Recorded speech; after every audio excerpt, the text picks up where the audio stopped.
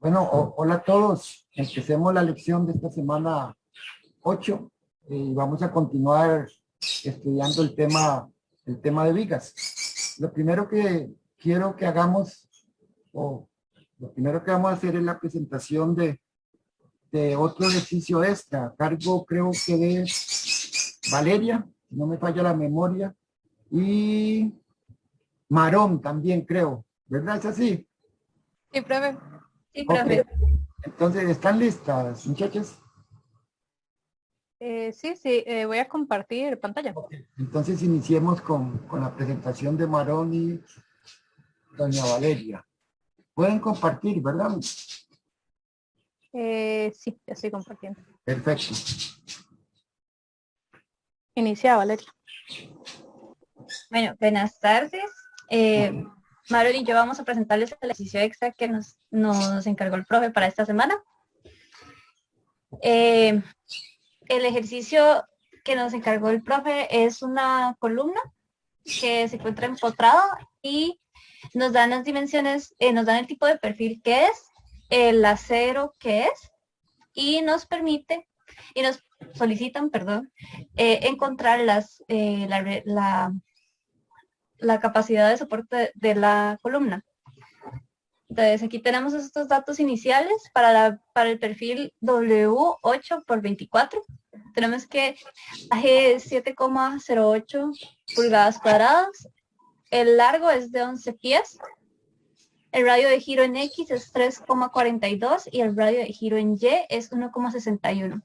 Y el límite de referencia es de 50 KSI. Para el punto 1 encontramos el factor de longitud efectiva, que este parámetro depende únicamente de los apoyos, y en este caso se tiene uno que está empotrado y el otro está libre. Entonces ese sería, aquí a la derecha tenemos la tablita de la AISC, y en el E podemos ver que dice que para empotrado en la base y libre arriba, el valor recomendado de K es de 2,10. Entonces, para K en X es igual a 2,1 y para KY lo tomamos como un 1. Después empezamos a calcular lo de la resistencia de la columna. Ok, lo hicimos en Smart como para cambiar un toque. Los datos azules serían los que se meten a mano, los rojos los resultados y los negros nada más como las ecuaciones que toma. Los datos iniciales fueron obtenidos mediante una aplicación. Para determinar la resistencia de la columna, primero sacamos la resistencia nominal con el FCR por AG, sacamos las beltes en X y en Y de esa rige la mayor. Para eso es este condicional de aquí que dice si X es superior a Y, se escoge X, si no, Y. Entonces el que rige sería 81,98, que es el mayor. Falla por pandeo, debido que el dato es mayor a 50. Mi carga de Euler la sacamos con esta ecuacióncita de acá. Esto nada más es para redondearlo, para que no me saque todos los decimales y solo me saque 2. Y aquí tenemos la carga de Euler. Luego hacemos esta variable que se llama comprobación, que es el 4,71 por raíz de E sobre FY, y eso nos da 113,43. Luego sacamos otro condicional que nos dice que si rige, o sea, la esbeltez superior es menor que esta comprobación, o el Fe mayor o igual a 0,44 por Fy, entonces utilice FCR, que aquí tenemos FCR, y si no, utilice FCR2, que aquí también lo tenemos. Y el FCR o esfuerzo crítico nos da 30,59. Luego a esto se le multiplica el área, que está arriba la presentamos, y nos daría 216,55, ya como resistencia nominal. Ya por último, para calcular la resistencia última, habría que multiplicar este PN que nos dio aquí por 0,9 y eso nos da 194,89 kips, ya como resistencia última requería. Y el punto 3 se los expone Valeria. Ok. Adicionalmente, también se nos solicita determinar cuál es la carga viva que podría soportar la columna si la carga muerta es de 12 kips. Entonces, para esto lo que hicimos fue utilizar la combinación de cargas 6,2 del código sísmico, que es 1,2 carga muerta más 1,6 por carga viva. y la despejamos. Como ya tenemos el valor de la resistencia última y tenemos el valor de la carga muerta, simplemente despejamos como ahí está en negro a la izquierda y obtenemos que la carga viva que puede soportar o que puede transmitir es de 112,81 kips. Esto sería y muchas gracias. Profe, está silenciado por aquello, no sé si estará diciendo algo. Sí, estaba hablando. No, decía que muchas gracias, Valeria y Morón. ¿Hay alguna consulta del resto? ¿Preguntas? No. Ok. No, Gustavo, son muy tuanes, muy bien. Sí, sí, es bonito eso del más estudio. Se pueden hacer muchas cosas con eso. Así que hay que dar la invitación para... Y es pequeñito el programa, no requiere mucho espacio tampoco. Bueno, votemos. ¿Cuál era? Oh, ¿Dejo de compartir ya, profe? sí, por favor, está bien.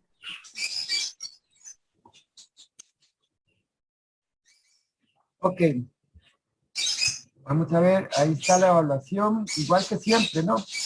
Vamos a lanzar la votación.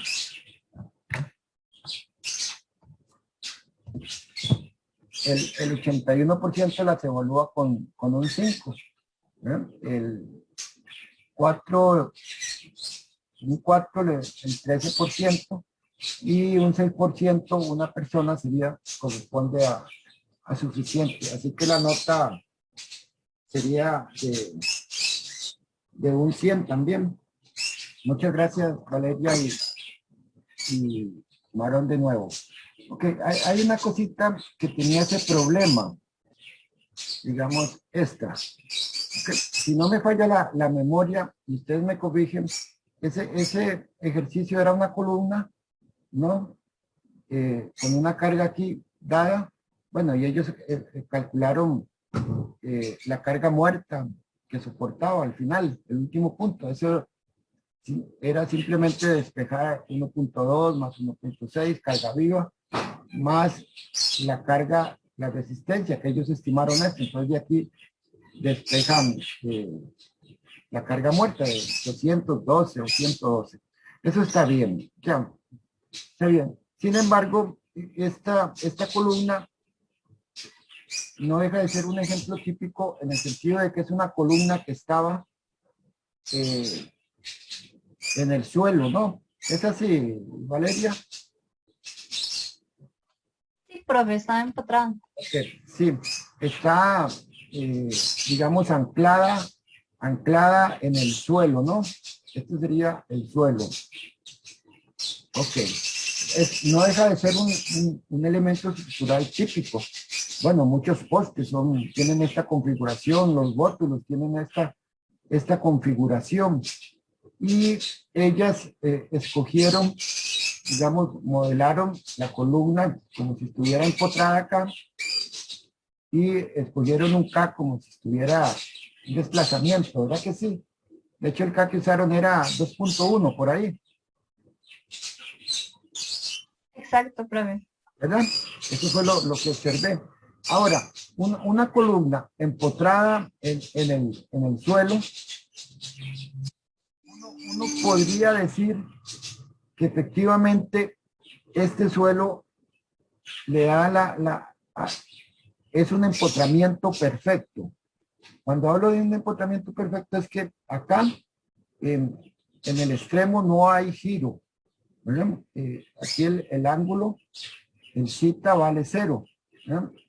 Es como si fuera una viga en voladizo, empotrada, con una carga acá. Pues la viga se deforma, pero acá al inicio la deformación es 0, ¿no? Este ángulo, digamos, es 0. Podremos en un suelo decir que ese ángulo es 0. Al contrario sería si tuviéramos, digamos, esta columna acá con una articulación, en una articulación, más bien el ángulo que puede girar es prácticamente cualquier cosa, ¿no? O sea que no hay ninguna restricción al suelo. No hay ninguna restricción al giro, mejor dicho. Entonces, ¿En cuál situación es que nos permite, digamos, el suelo, o cuál situación de estas dos, entre estos dos extremos, nos permite modelar en el suelo? ¿O estará bien suponer que el suelo, esta es la restricción que impone, que no deja que el poste se mueva? ¿Qué consideran ustedes?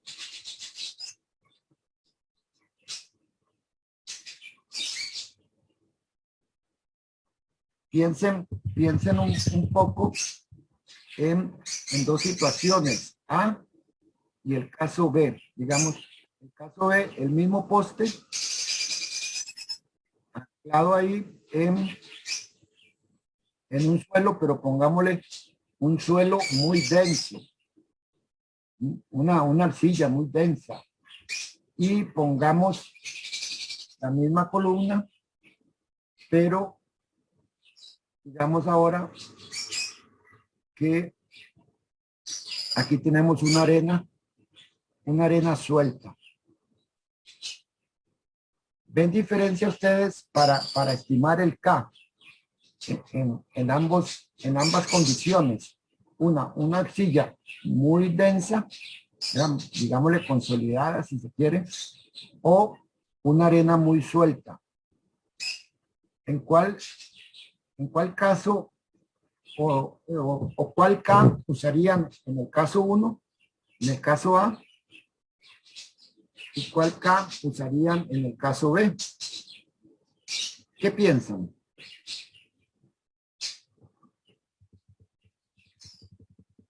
Yo con la arena suelta, en vez de un K empotrado, tal vez lo usaría articulado o algo así, o sea, que permita como movimiento, porque, no sé, siento que tal vez al ser suelta sí se mueve un toque la columna. Sí, en una arena suelta la restricción a que se mueva el poste, ¿verdad? Lateralmente, prácticamente es muy poca. Entonces nos alejamos a la condición de que en realidad no estaría 100% correcto en suponer un empotramiento. De hecho, no sé si ha metido algún palillo ahí en el suelo, ¿verdad? Y uno lo empieza a mover. El hueco simplemente se agranda, ¿no? Ok, entonces aquí uno no podría suponer quizás un K empotrado. Debería usar un valor un poco más conservador. Y en este caso, posiblemente la condición de empotrado se acerque un poco más a las condiciones reales, ¿no? De acuerdo. Entonces, el que definamos cuál K usamos cuando tenemos una estructura, una columna en el suelo, va a depender en cierto sentido de cómo es el suelo, ¿no? Generalmente uno en un edificio, ¿verdad? De 2 niveles, no sé, generalmente ustedes suponen que eso es empotrado, ¿verdad? Y aquí está el suelo, ¿verdad? Pero, digamos, hay que pensar, hay que cuestionarse que el tipo de suelo que hay acá como para decidir si es correcto, si la mejor opción es empotrado, ¿verdad? O si o mejor lo modelamos con unas articulaciones en el suelo, ¿verdad? Como apoyo. Esa decisión va a depender un poco de considerar el suelo. ¿Y cuáles son las consecuencias? Bueno, si lo considero empotrado, voy a tener momentos aquí abajo, ¿verdad? Posiblemente así sean los momentos en esta columna. Si lo considero articulado, entonces el diagrama de momentos de esta columna en la base es 0, pero aquí es más grande, ¿verdad? Digamos M2, M1 acá. Entonces, el M2, como el momento aquí es 0, entonces se transporta hacia arriba, por decirlo algo así. M2 va a ser más grande. Entonces, si lo considero articulado, voy a necesitar, digamos, una columna más grande, ¿verdad? Que si lo considero empotrado. Pero posiblemente la decisión sea mejor que considerarlo como si fuera empotrado al considerar el tipo de suelos. Entonces, no es tan sencilla la decisión en el sentido, las columnas están en el suelo, eso es un empotramiento. Entonces, pongo K igual al empotramiento. 2.1 o 0.65, lo que me pida el código. Sino que hay la moraleja, es que quiero que piensen cuando decidan esto, es en cierto sentido considerar el suelo para ver qué restricción le está sometiendo el suelo a nuestra estructura. ¿De acuerdo?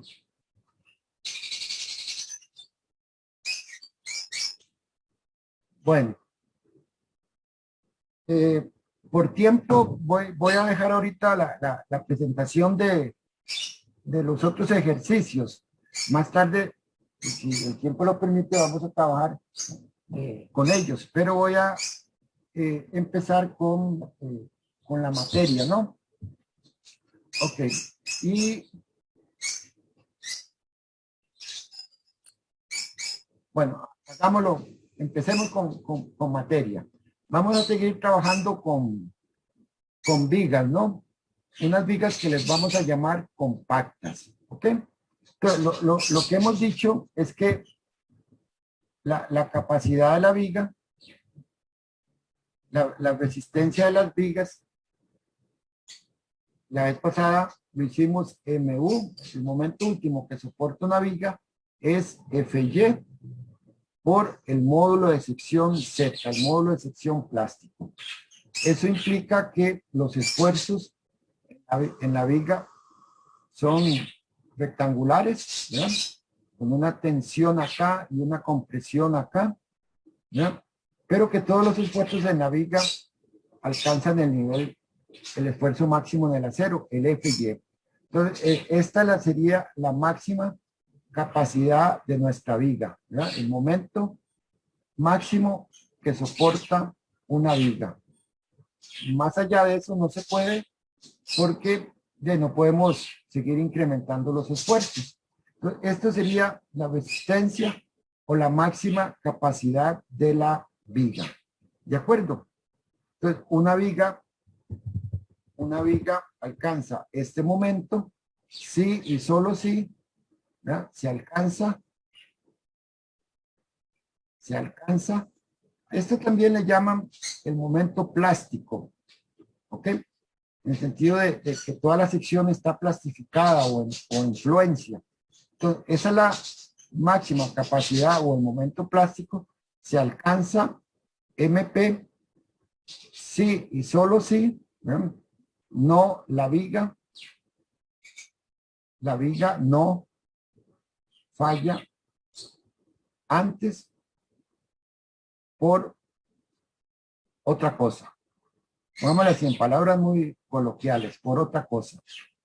Obviamente, si la viga falla antes por otro tipo de fallas, entonces ya no se puede alcanzar el módulo, el momento plástico. Y ahora, ¿qué son esas otras fallas posibles? Bueno, va a depender entonces de cómo es la viga, ¿no? De cómo es la viga. Supongamos un perfil W, ¿no? Que tiene, esto le llamamos BF, esto le llamamos D, este espesor le llamamos el TW, o el ancho del espesor del alma, y el espesor de la sala le llamamos TF. Eso sería, digamos, el ancho, alto, y espesores de nuestra viga perfil, ¿no? Ok, entonces la viga se clasifican en varios tipos y dependiendo de esa clasificación, así es el modo de falla que pueden tener las vigas. Hay unas vigas que les vamos a llamar vigas compactas que alcanzan el momento plástico, el mayor, el Z por FY. Hay unas vigas que vamos a llamar las vigas no compactas, en la cual la resistencia de ellas es menor que el momento máximo. Bien. Pero ese ser menor es una disminución lineal, ¿no? Entonces, desde un lambda P, un lambda plástico que se llama, hasta un lambda R, la resistencia de las vigas disminuye linealmente hasta un valor de lambda R, donde de ahí en adelante la resistencia de la viga disminuye, digamos, disminuye bastante, pero ya en una forma ya no lineal, sino de parábola, parabólica. ¿Ok? Y eso va a depender, esta resistencia de nuestras vigas va a depender de unos valores que lambdas, donde lambda va a ser, entonces, relación ancho espesor, ¿no? Va a depender, la falla de las vigas va a depender de la relación ancho-espesor, de las relaciones para el alma, de H entre TW, y para las alas, estoy hablando más que todo de una sección W, ¿no? ¿Ok? Y para las alas, una razón de BF entre 2TF, ¿ok? El comportamiento de las vigas va a depender entonces de estas relaciones. De acuerdo a estas relaciones, aquí las vamos a clasificar como compactas, no compactas y vigas esbeltas. ¿Ok? ¿Cuáles son esas relaciones? Bueno, hay una tabla, la 4.1, donde nos indican cuáles son esos límites. Esto es lambda P y este por aquí es lambda R. Entonces, para las alas de una viga W y estas otras que están acá, vamos para estos elementos, esa razón lambda P tiene que ser menor a 0.38. 0.38 va a ir del módulo de elasticidad entre F y Y. Y así para otras secciones como las ven aquí. Para las almas de vigas T, esta relación para las almas, quita la misma viga, pero ahora considerando el alma, esta razón tiene que ser menor o igual a 3.76. ¿Ok? A 3.76. Y entonces, vigas que cumplan con estas relaciones ancho-espesor en el ala menor a 0.38, la raíz de E entre F y Y, y que el alma sea, la razón de ancho-espesor del alma sea menor a 3.76, raíz de E entre F y Y, entonces estas vigas van a alcanzar su máxima capacidad, ¿no? Y les vamos a llamar vigas compactas. Entonces, vamos a tener vigas compactas. Estas son las vigas que cumplen las relaciones ancho-espesor. Entonces le llamamos vigas compactas. Vigas no compactas van a ser aquellas que, digamos, el alma no cumple, pero el ala sí cumple. ¿Ok? Algunas de las dos, alma o ala, no cumple. ¿Ok? O, pongámoslo simplemente, o viceversa. ¿Ok? Ya sea que entonces el ala no cumpla con estas relaciones y el alma sí cumpla. Cuando entonces solo uno de ellos cumple, le llamamos vigas no compactas. Y vamos a tener las vigas esbeltas, que van a ser las vigas donde ni alma ni el ala cumplen. ¿Cumplen con qué? Con, repito, relaciones ancho a espesor. ¿Ok? Entonces, básicamente, las vigas compactas, entonces, fallan por fluencia. diferencia es el Z por el FY. Las vigas no compactas y vigas esbeltas van a fallar antes por unas cosas que les vamos a llamar pandeo locales, que va a ser un temita que vamos a estudiar en la próxima semana. Hoy nos vamos a concentrar con aquellas vigas que son compactas, ¿no? Que básicamente fallan por fluencia. Por ejemplo, ¿cómo se cocina esto? ¿Cómo trabaja uno con esto? Démosle así, ejemplo. Entonces, supongamos una viga W12 por 65. Es una viga bastante típica. Esta viga 12 por 65 tiene, ya anoto las dimensiones, tiene un ancho acá de 12. Okay. Tiene un peralte total de 12.1. El espesor del alma es de 0.39 pulgadas. Y el espesor de las alas es de 0.65. Esos datos los tomo de las tablas, de las secciones, ¿no? ¿Ok? Ahí. Ok, entonces, digamos, para acero A36. Entonces, uno evalúa primero esas relaciones ancho-espesor para el ala. Ok, para el ala, el BF entre 2CF, esto sería igual a 12 entre 2 por 0.65. Y esto es igual a 9.91. Y la relación límite, el lambda P, tiene que ser menor o igual. Lambda P leído de esa tabla es 0.38 raíz de E, que es 29.000, entre el módulo de fluencia del acero, 36. Y este valor da, este valorcito da 10.7. En otras palabras, concluyo que el ala es compacta.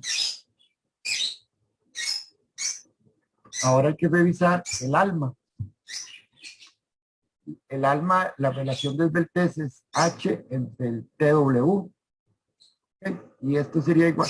Hay que tener cuidado porque en realidad no es el peralte completo de la sección, sino la altura del alma. Pero estos perfiles en realidad tienen un bisel acá, ¿no? Entonces, es como esta distancia.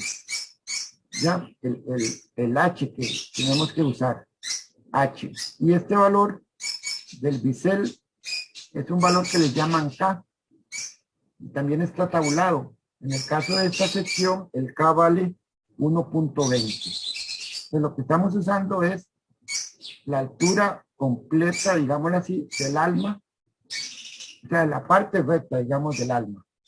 Entonces, el H sería los 12.1 menos 2, de aquí hay también K, ok, menos 2K, y ese K es 1.20 entre el ancho, el espesor de el alma, 0.39, y eso tiene que ser menor o igual a, de tabla, 3.76 por 29.000, que es E entre FY. Este término es E entre FY, ¿no?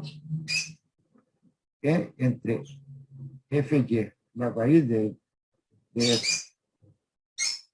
¿Ok? Y este valor de por acá da 24.9, es menor o igual a 106.7.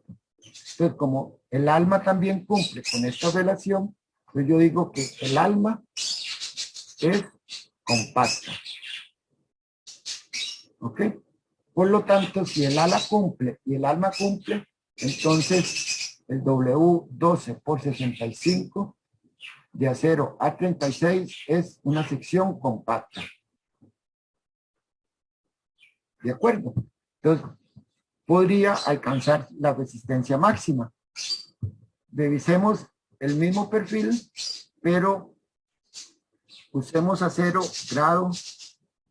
grado 50. El mismo perfil.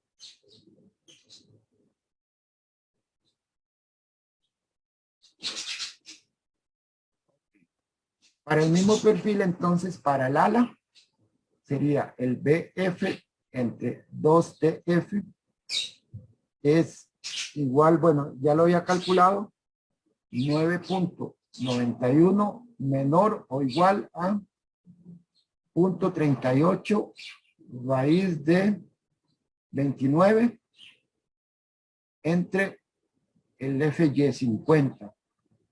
¿Okay? 9.91 es menor o igual a, este valor da 9.12. Entonces, esto no se cumple, no es menor que 9.2. Por lo tanto, el ala es no compacta. Y para el alma, el H entre el TW es igual a 24.9, es el mismo que antes calculé, menor o igual a 376 raíz de 29.000 entre ahora es 50.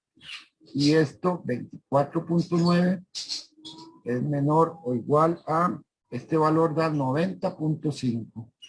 Y entonces el alma, yo concluyo que el alma es compacta.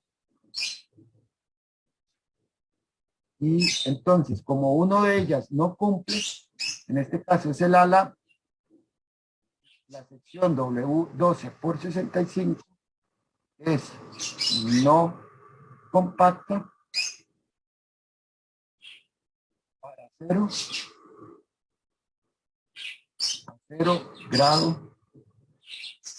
grado 50. ¿Okay? Para acero grado 50. Entonces, vean que dependiendo del tipo de acero, así pueden ser las secciones compactas y las secciones no. Hay una cosilla, digamos, el ala es así, el alma es así, ¿no? Entonces, cuando yo hablo del ala, perdón, digo BF entre 2 TFs, ¿no? El BF es desde acá. Lo que queremos decir es que lo que estamos valorando es la relación ancho-espesor de la parte libre del ala, la mitad del ala. Por eso es el BF medios. ¿Ya? Eso es lo que estamos considerando, que es la mitad del ala la que podría fallar por lo que yo llamé antes otra cosa. ¿Ok? Eso es. Eso es lo que estamos hablando. ¿Y qué es esa otra cosa? Si la viga es no compacta o esbelta, entonces puede fallar por pandeo local. Eso es. Y por lo tanto, no va a alcanzar la resistencia máxima de la sección. Lo que queremos decir con pandeos locales, recuerden que estas secciones en flexión están sometidas a esfuerzos de tensión acá y esfuerzos de compresión acá, ¿verdad? Y 0 en el eje neutro. Este es el eje neutro. Entonces, esta parte de la viga, esta ala de la viga va a estar sometida a un esfuerzo de compresión. y esta otra parte va a estar sometida a un esfuerzo de tensión. Y compresión significa pandeo. Recuerden las columnas. ¿Ok? Entonces, lo que queremos decir es que si estas alas son muy delgaditas, entonces ante este esfuerzo de compresión se pueden pandear. Se pueden pandear. ¿Ok? Similar al pandeo que ya estudiamos en las columnas, al pandeo de Euler. Pero si la columna, esta ala se pandea, que es lo que llamamos pandeo local, entonces ya la resistencia de la viga ya no, la resistencia máxima de la viga ya no se puede alcanzar. Y tenemos entonces básicamente dos tipos de pandeo local. Un pandeo que es la misma sección, un pandeo local del ala. Si el ala se pandeara, ¿no? ¿Ok? Aquí tenemos un pandeo local del alma. También parte de los esfuerzos en la viga alcanzan el alma, perdón. Como este también está en esfuerzos, hasta aquí, hasta la mitad en compresión, un esfuerzo aquí en compresión, entonces parte de esta ala también podría sufrir un pandeo. Ese pandeo gráficamente sería como una bolladura acá, ¿no? Como que el alma se pandea ahí, no como que el alma se podría pandear ahí. Entonces, esto es lo que llamamos pandeo local del alma. Al primero le llamamos pandeo local del patín, PLP, y al segundo le llamamos pandeo local del alma. Entonces, las vigas no compactas o esbeltas pueden fallar por pandeo locales, ya sea pandeo local del patín y pandeo local del alma. En el ejemplo, la viga fallaría por pandeo local del patín, al no cumplir con relaciones ancho-espesor. Y eso se debe a que son láminas, las vigas, digamos, están formadas por esta lámina, esta otra lámina y esta otra placa de acero. Al ser placas relativamente delgadas, pues la posibilidad de que se pandeen localmente puede darse, ¿no? Al ser muy delgadas. Entonces, para las vigas no compactas y esbeltas, ellas pueden fallar por pandeo local del alma o pandeo local del patín. Ya, pongámosle aquí patín para que no se pierdan. Entonces, prácticamente podríamos decir que solo las vigas, digamos, lo voy a poner así, con un gran asterisco, solo las vigas, el F, el Z por el FY. Ya, y entre comillas, porque ya veremos que no es tan cierto esto, ¿ok? Entre comillas, no, con un asterisco. Entonces, solo las vigas compactas alcanzan la mayor capacidad Z por FY.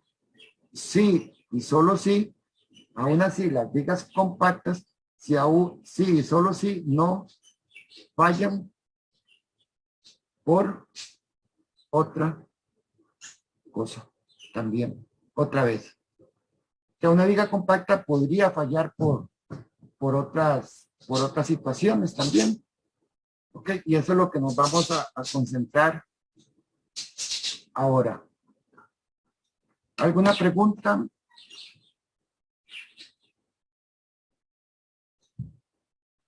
¿Vamos bien?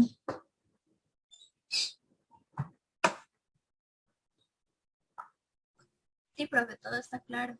Ok, bueno. Entonces, ¿qué puede ser esa otra cosa que haga que una viga compacta falle? Para eso me voy a valer un poquito del SAP. Vamos a ir al SAP y entonces permítame abrir el SAP primero a mostrarles cómo llegué a esto, que les voy a mostrar ahorita. Voy a hacer una viga continua. No, ahorita no importa mucho las unidades. De una sola luz. Ok. Aquí la ven. Voy a quitar esta ventana. Yo tengo una viga simplemente apoyada de una luz ahí. De hecho tiene 144 pulgadas de largo. A esta viga le voy a asignar una sección a esta viga de importar. Voy a importar un W de acero de esta base de datos. No importa ahorita. Digamos una sección 21 por 93. Por ahora es demostrativo, nada más. 21 por 93. ¿Lo ven? Tiene esta forma la sección. Es de acero grado 50. Y ahí tengo mi viga. Ahora voy a asignarle la sección esta a mi viga. Frame section, le asigno la sección 21 por 93. Hasta aquí, creo que todos son capaces de hacer esto, ¿no? ¿O me equivoco?